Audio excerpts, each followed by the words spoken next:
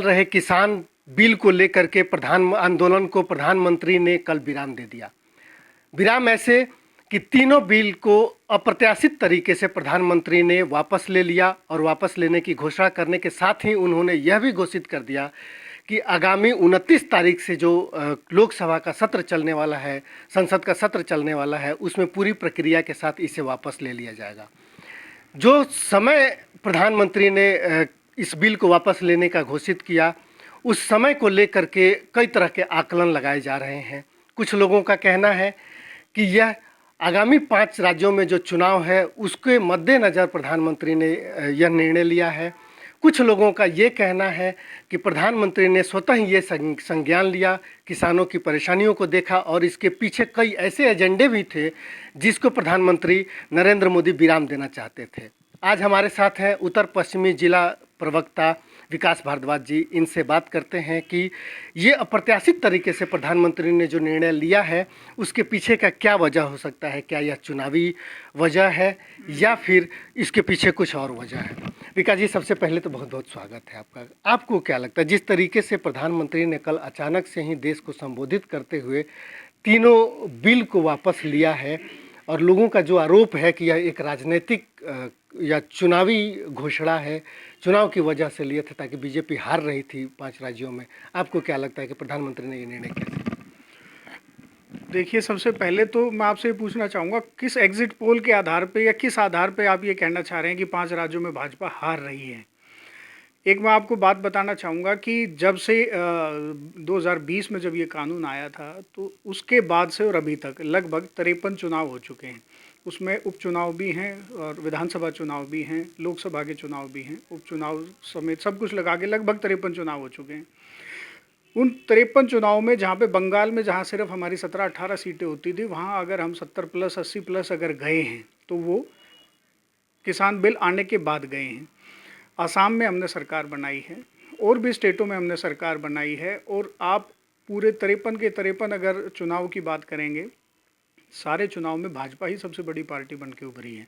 तो ये अभी बिल आने के बाद तो चुनाव नहीं है ना, उससे पहले तो चुनाव हो चुके हैं। और ये किस आधार पे आप पूछ सकते हैं या बोल रहे हैं कि भाई 5 चुनाव में स्टेट में अगर भाजपा हार रही है। आज आप एग्जिट पोल करा लीजिए, उत्तर प्रदेश भले ही 2 सीटें फालतू हो, लेकिन फालतू सीटों से योगी आदित्यनाथ दोबारा मुख्यमंत्री बन रहे हैं। पंजाब में हमारी सरकार नहीं थी, लेकिन इस बारी हम अच्छा प्रदर्शन, हमारे को उम्मीद है कि पंजाब में भी भाजपा अच्छा प्रदर्शन करेगी। उत्तराखंड में भी हमारी सरकार है, फिर से भी सरकार बनेगी। जिस भी स्टेट में चुनाव होगा, भाजपा की सरकार पिछली बारी से रिकॉर्ड बहुमत से फिर दोबारा सरकार बनाएगी। अच्छा, लोगों को मंत्री ने यह स्वतः संज्ञान किन आधार पे लिया, आप कुछ बता पाएंगे? आधार उसका सिर्फ एकमात्र है, प्रधानमंत्री जी चाहते हैं। देखो उसमें क्या हो रहा था, कुछ संगठन हैं, कल मोदी जी ने अपने भाषण में कहा कि मैं कुछ किसानों को समझा नहीं पाया। मोदी जी ने कानून किस लिए बनाए थे? छोटे किसान के लिए उन्होंने बनाए थे, जो 2 एकड़ 4 एकड़ 5 एकड़ की खेती करते हैं, उनके लिए ये कानून बनाया गया था।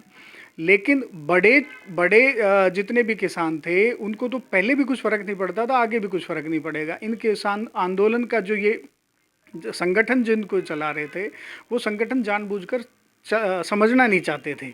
समझा तो बहुत अच्छे तरीके से दिया था, 12-15 बैठकें हो चुकी थी, लेकिन वो संगठन समझना नहीं चाहते थे। विदेशी फंडिंग एक इसके पीछे बहुत बड़ा मुद्दा है। विदेश से बहुत मोटी फंडिंग इनको आ रही थी, जिसके कारण ये इसको ख़त्म नहीं करना चाहते। अभी आपने कल देखा होगा, टिकैत ने कहा कि भाई मैं अभी वापस नहीं ले रहा हूँ। उसको पता है कि अगर वापस लिया तो उनकी दुकानदारी बंद हो जाएगी। सिर्फ एक यही मुद्दा है और कोई मुद्दा नहीं है।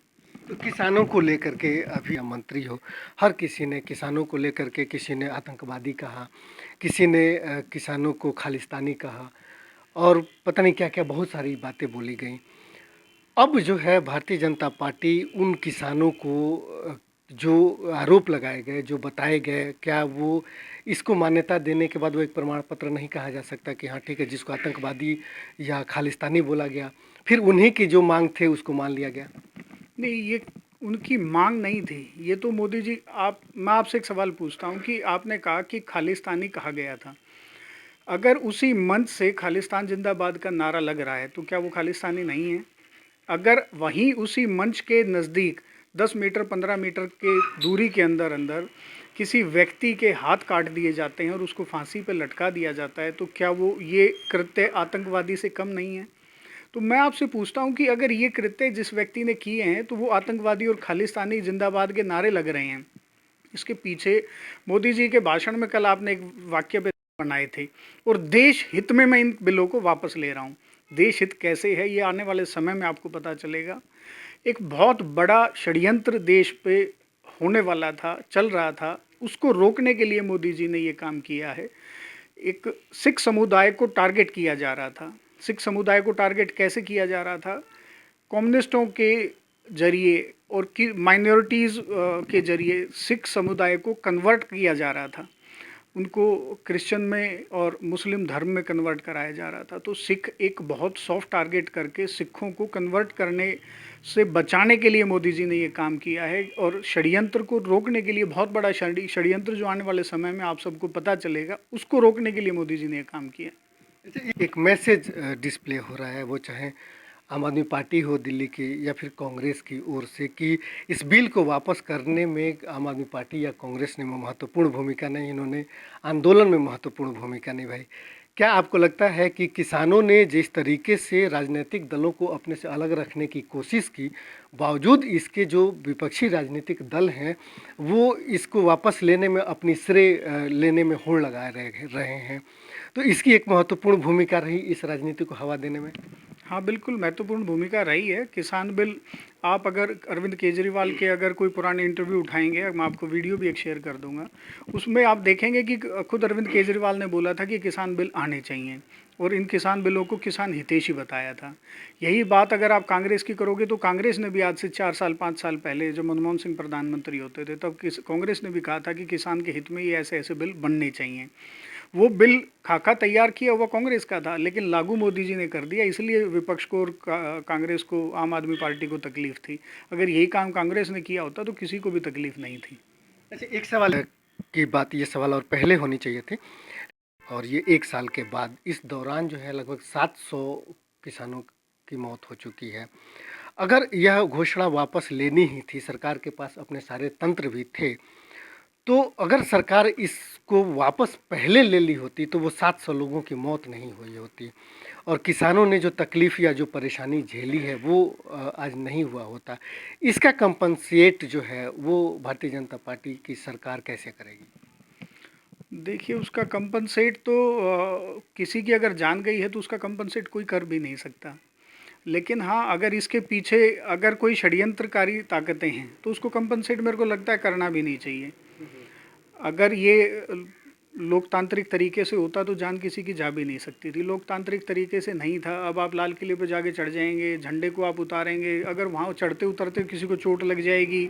आपने देखा होगा 26 जनवरी को कैसे ट्रैक्टरों से उन्होंने पुलिस वालों को कुचला था। तो वो अगर किसी तरीके से भी होगा तो उसमें सरकार का कोई ऐसा रोल मेरे को नहीं लगता कि रहा है।